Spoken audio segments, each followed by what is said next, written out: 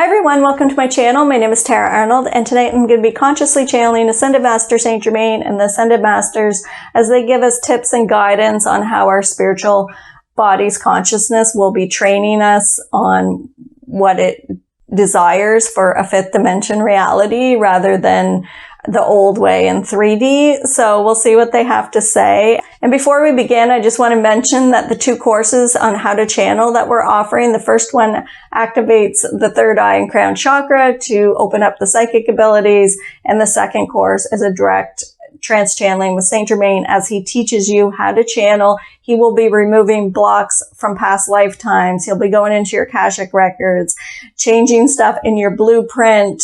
They will be bringing through frequencies to connect the left and right brain so that you'll be able to trance channel, and they will be training you directly on how they're going to be blending their energies with yours. And it's a lot of fun, and it's based right like where people are vibrating. It's based specifically for wherever you are on your journey. It doesn't matter if you're an advanced channeler or if you're just beginning.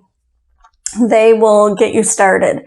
So that's what those two courses are about, and I will put those, I'll put everything in the description below. So I'm going to get started. Thanks for coming tonight, and we'll see you at the end. So the Ascended Masters want to begin with just explaining a little bit as we transmute fierce back to love and dark back to light within our chakra systems, and the Kundalini's awakening, and things are shifting, and we're expanding our consciousness. Our new reality in a fifth dimension perspective of everyone that was in our reality in third dimension, it's beginning to change. So this is where some people are having difficulties. It's going from the mental body's consciousness with the ego resides in the mental body, and it was running the show. And now your spiritual body, it wants to run the show. So it's a relearning or a retraining, and the spiritual body's consciousness and the inner child is part of that. They're going to be teaching you what they want in order to have divine joy and love and 5D perception on planet Earth. Even though you're surrounded by people in 3D, your spirit's going to be teaching you how and what it desires. How is it going to do this? So what's happening is once you've reached a point of expansion where your spiritual body's consciousness is getting louder than the mental body or the egoic consciousness, then it begins to move from chakra to chakra, giving you signs and symbols, and your spirit guides and your higher self will start giving you signs and symbols. So when you're having relationships in 3D, it's pretty straightforward. You know what to expect. But in 5D, as your spirit begins to train you, it's going to show you by giving you symptoms in the physical body of what it wants and what it doesn't want.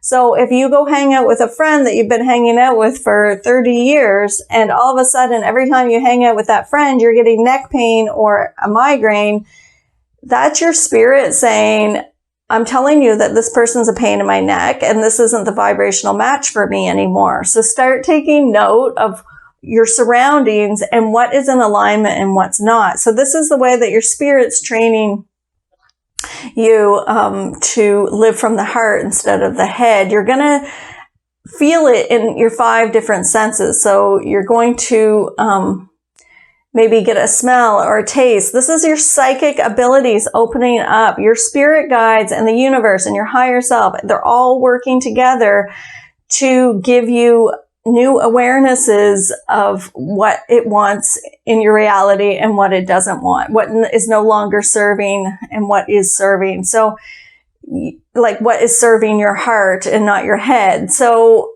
a lot of people are still pleasing the old 3D relationships that they had and wondering why they keep running into roadblocks or they keep getting attacked. And your spiritual body is loud, and it's saying, when you're around this person, I'm going to show you this, and that's going to tell you whether I want them to remain in our lives anymore. Or so it's really listening to your spiritual body's consciousness and your navigation system. So your spirit is going to begin to move from each chakra, showing you what it likes and what it doesn't like, tune into the subtle frequencies. There's a lot of people that are getting really subtle frequencies and they're not noticing.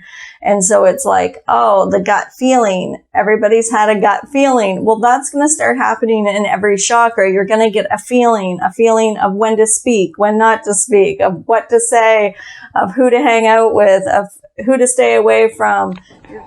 So it's really taking notice of what your spiritual body is telling you and teaching you about how it wants relationships, what relationships it wants and what it doesn't. And also, you are one energy. So everything is one energy. So you no longer need a bubble of protection around you. So people are still fearing other people's energy and like calling in their guides and saying, I need a bubble of protection, but you already are all energy. So what do you need to be protected from? So if the belief system is that somebody's energy is going to harm me, you are giving your power away. So the Ascended Masters are saying to ground, pull your consciousness in, like your spiritual body, fully into your human body and integrate it. Train it that it's safe to be in a human body and then expand it out and walk in, expand it out. So when I say expand it out, so I visualize a ball of light above my head, pull it to the center of my abdomen and then blow it up. And then that's the energy I walk in with after I command what I'm allowing. So if I walk into a store, it's I command that I don't feel anybody's energy in the store. I command that no one attaches their energy to me, but just not putting any fear behind your words, just commanding what you're allowing in your reality, walking in with your full power. So it's really learning to navigate with the spiritual body's consciousness rather than the mental body. If there is fear behind it, you're still in a 3D perspective. So if you're afraid and you need to put a bubble of protection around you, that's fear-based. That's 3D. 5D, you are all one energy. What is there to be afraid of? I just have to start saying what I'm allowing rather than what I fear. So commanding what you're allowing. When you say command, you evoke the God within you to create your reality, or the universe within you to create your reality. So it's really starting to see the differences on how your spiritual body is going to train you, rather than the mental body. So the mental body is always like, oh, let's constantly worry. We got to figure things out. And the spiritual body is training you to be in the now moment. So there's going to be a lot of shatters around time, like time conception. Everybody's trying to get somewhere and the universe is going to stop you from racing to get somewhere. It's going to slow you down so that you will be trained to live in the moment. So if you're somebody who cleans the house all the time, then the universe will create something to physically slow you down so you don't have, so you would stop cleaning and just be in the now. If you don't want to get ill, then slow down yourself before that happens, because the universe is going to do something to keep you in the now moment. So it's like this race against time, or believing there's a future or a past when there's only now. Your spiritual body is going to shatter all the illusions of that. Another way for, as you expand your consciousness, that your spirit is going to train you on what it wants and what it doesn't want is your inner child. So through your inner child is the aspect of you that remains young, so that you experience joy, awe, wonder, innocence. So if you visualize your spiritual body as fractals, like thousands of fractals of energy, and each fractal is like a light frequency that adds maybe to your personality or to your physical body, your mental body, emotional body. Well, one of those aspects, those fractals, is your inner child. And so the inner child remains young so that you can experience joy. And the inner child's going to teach you how to love her or him. So it's really tuning into what makes you happy from a soul level rather than an ego joy. So the ego joy and the ego happiness, if you create, well, creativity comes from your inner child or your heart or your spiritual body. So when you're creating, you're co-creating, we're all creators. And as you're creating, if it's not in alignment with what your inner child and your higher self wish to have in this lifetime in a fifth dimension perspective, then it will get shattered. So if you're an artist and you're painting, then whatever you're doing to feed the ego is going to get shattered. So if you have ego joy, if somebody buys your paintings or likes your paintings, or if you're seeking validation outside yourself that your artwork is good, the universe will shatter you of that because you're still seeking ego joy. So once that gets shattered, or as it gets shattered, the interest or motivation to paint starts to fade. Not only is it because the motivation comes from the ego consciousness, but also because your spirit is training you on what it wants to do for inner joy. So once that gets shattered, your spirit will bring back your painting and creation, and you'll begin to paint again, but you're going to feel it from your heart, not your head. So there's not going to be the motivation to go paint. You're going to have to step over that hump and start painting, and then feel the joy come from within you. So the motivation comes from the mental body's consciousness of the ego. And if you're not pleasing the ego, if you're beginning to love your inner child and your higher self and your spiritual body, the ego says, well, I'm not going to motivate you to go paint. So you step over that. So you go in and you start painting without motivation and see how you feel. Okay, so at the beginning, after everything is shattered from the ego, it's not going to be fun to paint because you're not going to feel any ego joy. And you're not yet ready to feel the divine heart joy. So you're kind of somewhere in the middle. And it's this middle state that everyone's having like difficulty with, because it's a deep sense of emptiness, of nothingness, of just lack, or not lack, but like nothing. It's just so empty and lonely and deep. But you need to experience that deep darkness of emptiness and loneliness until it, like, so that you can transmute it back to love. So until you stop seeking that outside yourself, you're going to feel this emptiness. The emptiness is normal for a spiritual awakening. And people get stuck in this emptiness and think it's something bad, but the emptiness is actually, really good, because it's saying that you've let go of all the ego joys and now you're in the space before the heart joys start. So to get back to the heart joys, you've got to kind of make yourself start to paint or write or draw or play music or, bake a cake, whatever you did for creativity before you had all your ego shatters. Begin to do that, and your spirit is going to train you on what it wants and what it doesn't want. So if you're a baker or a painter, maybe it doesn't want to bake for everybody in your family anymore, and not get paid for it. Or maybe it's tired of, getting up early before work to make a cake for someone, yet on your own birthday, nobody brings you a cake.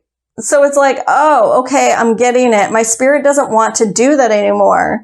So what if I created something still with baking, but maybe I did it for myself? Maybe I'll start a YouTube channel teaching how to bake, and that way my inner child's having fun. But yet I'm not feeding all these egos and trying to please someone and seek validation and get people to like me. And you're not putting all that strain of this 3D relationship on it. So your creativity is going to change as you awaken, and they want you to know that it will come back. Your spirit is just deciding on what it wants to do. So if you're a painter, I gave the example of baking, but back to the painting, if you're a painter and you're seeking validation outside yourself, and then that all gets shattered, when you begin to paint again, it's finding out, well, where does my inner child want to play? What kind of paintings does she want to do? Maybe it's something different than you used to do. Maybe you stop doing commissions. Maybe the commissions where people would tell you what they want, and then you've got to paint their vision. It was always you pleasing people, and now you're going to be painting for the joy of it, and then your art will begin to sell because you're painting for your higher self and your inner child rather than pleasing other people. So this is how, like, the ego gets shattered, and then the spirit's retraining you on what it wants and what it doesn't want. These are a few tips. I didn't tap into like all the areas, but those were just a couple of things the Ascended Masters just wanted to bring to some people's attention, that it's learning a new way, and it's not quick. It's not overnight. It's a journey, and to enjoy the journey, even the dark times, even the like loneliness and the emptiness, it's your spirit is beginning to run the show, and the ego is stepping to the side. The ego's never gonna like die. It's always gonna be there. You still need it for daily functions, but it's not going to run the show. It's going to lose its grip, and then your spirit's going to be in charge rather than the ego. So you just become more centered, more at peace, more in the now. There's not so much chatter. Like, I still hear my ego a lot. But it's like just watching it float by. So I'm just watching the thoughts. I'm not attaching to the thoughts. Now, mind you, I do get into the ego, deep into the ego sometimes. So this happens with all of us. We are human. So even if you're on your spiritual path and you go deep into the ego, don't beat yourself up, because that just really counteracts everything. So that's the time that you need the most love. So when you're finding that you're having difficulties on your journey, that's when you need the most love, is at those down times. So really be gentle with yourself. You're all doing amazing on this journey. It's a very lonely journey, because you've got to experience the deepest darkness, loneliness, in order to transmute that and know the polarity of that in light. It's empty because you've got to experience the deepest darkness, emptiness, so you can transmute that back to love and know that in light. It's like, how do you know what you are if you have nothing to compare it to? And the spiritual body is now training us and teaching us how it wants to live. So really checking in to your physical ailments, smells, tastes, like, what is my spirit showing me in this now moment? Who does it want in my life? And if I was enough, would I need anybody outside of myself? Because that's the whole point of the spiritual journey, is it's going in and telling your inner child, I love you more than I need to please them. You're more than enough, and you always were. I'm sorry that I told you you needed anybody outside of yourself to love you.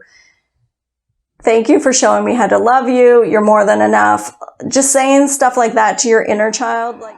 So if somebody upsets you, that's you giving away your power, because your feelings get hurt. If you loved yourself enough, they couldn't hurt your feelings, because you wouldn't need them. You wouldn't be seeking their love. So say that your spouse or partner or mother or brother or someone hurts your feelings. As soon as they hurt your feelings, just go in and tell your inner child, I'm sorry that I told you we needed them to love us. We don't. You're more than enough. The inner child just says, oh, really? Because that was a different story than you told me when we were children, or when I was a child. So, the inner child's still a child, but you know what I mean? Like 20 years ago, you trained me that I needed to please these people. And now you're telling me I'm enough, so I can let go of that story. So every time somebody hurts your feelings, the Ascended Masters are saying, just go in and change the story with your inner child, and give her a new story. Bring her or him up to the year 2022 and say, you don't have to keep reliving the past, and we don't have to keep pleasing these people. Like, you're more than enough. And then eventually you just don't need anybody outside of you, and therefore your feelings never get hurt. That's the empowered empath.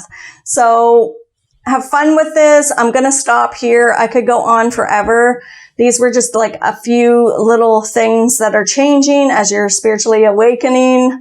I hope it helped a few people. They were just showing us that there was a couple people just confused about why things just aren't feeling like